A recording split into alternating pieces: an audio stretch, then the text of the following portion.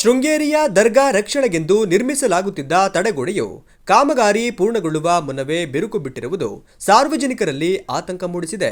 ಈ ಬಗ್ಗೆ ತೀವ್ರ ಆಕ್ರೋಶ ವ್ಯಕ್ತಪಡಿಸಿರುವ ಜೆಡಿಎಸ್ ರಾಷ್ಟ್ರೀಯ ವಕ್ತಾರರಾದ ಸುಧಾಕರ್ ಶೆಟ್ಟಿಯವರು ಇದು ಕಾಂಗ್ರೆಸ್ ಸರ್ಕಾರದ ಲಂಚ ಮತ್ತು ಭ್ರಷ್ಟಾಚಾರದ ವಿರಾಟ ಸ್ವರೂಪ ಎಂದು ಕಟುವಾಗಿ ಟೀಕಿಸಿದ್ದಾರೆ. ಈಗ ನೋಡ್ತಾ ಇದ್ದೀವಿ, ಶೃಂಗೇರಿಯ ದರ್ಗಾದ ರಿಟೈನಿಂಗ್ ವಾಲ್ ಬಗ್ಗೆ ನೋಡ್ತಾ ಇದ್ದೀವಿ. ಶೃಂಗೇರಿ ತಾಲೂಕು ಕಚೇರಿ ಮತ್ತು ದರ್ಗಾದ ಏನು ಒಂದು ರಿಟೈನ್ ವಾಲು 14 ಮೀಟರ್ ಇರುವಂಥ ವಾಲು ಬಿರುಕು ಬಂದು ವಾಲ್ತಾ ಇದೆ ಅನ್ನೋದನ್ನು ಪತ್ರಿಕೆ ಎಲ್ಲ ಕಡೆಯಲ್ಲೂ ನೀವು ನೋಡಿದ್ದೀರಿ. ಇದು ಕಾಂಗ್ರೆಸ್ ಸರ್ಕಾರದ ಲಂಚ ಮತ್ತು ಭ್ರಷ್ಟಾಚಾರದ ವಿರಾಟ ಸ್ವರೂಪ. ಇದು ಭ್ರಷ್ಟಾಚಾರ ಲಂಚಾವತಾರ ಜಾಸ್ತಿ ಆದಾಗ ಕಾಂಟ್ರಾಕ್ಟ್ಗಳನ್ನು ಯಾರು ಮ್ಯಾನೇಜ್ ಮಾಡೋಕ್ಕಾಗಲ್ಲ ಅನ್ನೋದನ್ನು ನಾವೆಲ್ಲರೂ ಮನಗಾಣಬೇಕಾಗಿದೆ. 14 ಮೀಟರಿನ ಒಂದು ತಡೆಗೋಡೆ ಇನ್ನೂ ವರ್ಕ್ ಆನ್ ಗೋಯಿಂಗ್ ಅಂತ ಹೇಳ್ತಾರೆ ಕಾಂಟ್ರಾಕ್ಟ್ರು ದೇವರಾಜ್ ಅವರು. ಆದರೆ ಆನ್ ಗೋಯಿಂಗ್ನಲ್ಲೇ ಇದು ಬಿದ್ದು ಹೋಗ್ಲಿಕ್ಕೆ ಹೋದರೆ, ಇನ್ನು ಸಂಪೂರ್ಣ ಆದಮೇಲೆ ಬಿದ್ದು ಹೋದರೆ ಏನಾಗ್ತಿತ್ತು? ಅದ್ರ ಬಗ್ಗೆ ಏನಾದರೂ ಸರ್ಕಾರ ಯಾವ ಥರದ ಕ್ರಮ ಕೈಗೊಳ್ಳುತ್ತೆ ನೋಡಬೇಕಾಗಿದೆ. ಚುನಾವಣಾ ಪೂರ್ವದಲ್ಲಿ ಮುಸ್ಲಿಂ ಮತಗಳ ಕ್ರೋಢೀಕರಣಕ್ಕಾಗಿ ಹಾಗೂ ಓಲೈಕೆ ರಾಜಕಾರಣಕ್ಕೋಸ್ಕರ ಈ ಕಾಮಗಾರಿಯನ್ನ ಅತ್ಯಂತ ತರಾತುರಿಯಲ್ಲಿ ಕೈಗೆತ್ತಿಕೊಳ್ಳಲಾಗಿದೆ ಎಂದು ಅವರು ಆರೋಪಿಸಿದ್ದಾರೆ.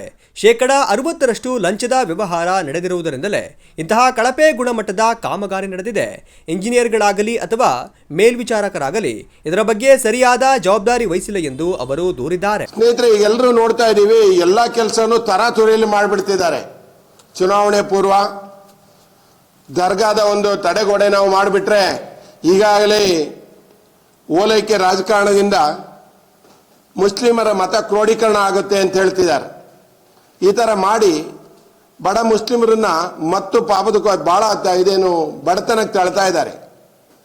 ಕೇವಲ ಮತನ ತಗೊಳ್ಳೋ ಒಂದು ವಾತಾವರಣದಲ್ಲಿ ಈ ಥರದ ಕೆಲಸಗಳಾಗ್ತಾ ಇದೆ. ಈ ತಡೆಗೋಡೆ ಎನ್ನುವಂಥದ್ದು ತಾಲೂಕು ಕಚೇರಿ ಇದೆ, ಅಲ್ಲಿ ಮನೆಗಳಿದ್ದಾವೆ, ಅಂಗಡಿಗಳಿದ್ದಾವೆ, ದರ್ಗಾ ಇದೆ.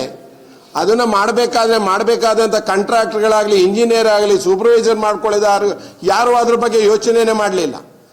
ಕಾರಣ ಏನಾಗಿದೆ, 60% ಲಂಚ ಕೊಡೋದ್ರಿಂದ ಯಾವುದೇ ಒಂದು ಕಾಮಗಾರಿ ಗ್ಯಾರಂಟಿಯಾಗಿ ಉಳಿಲಿಕ್ಕೆ ಸಾಧ್ಯ ಇಲ್ಲ.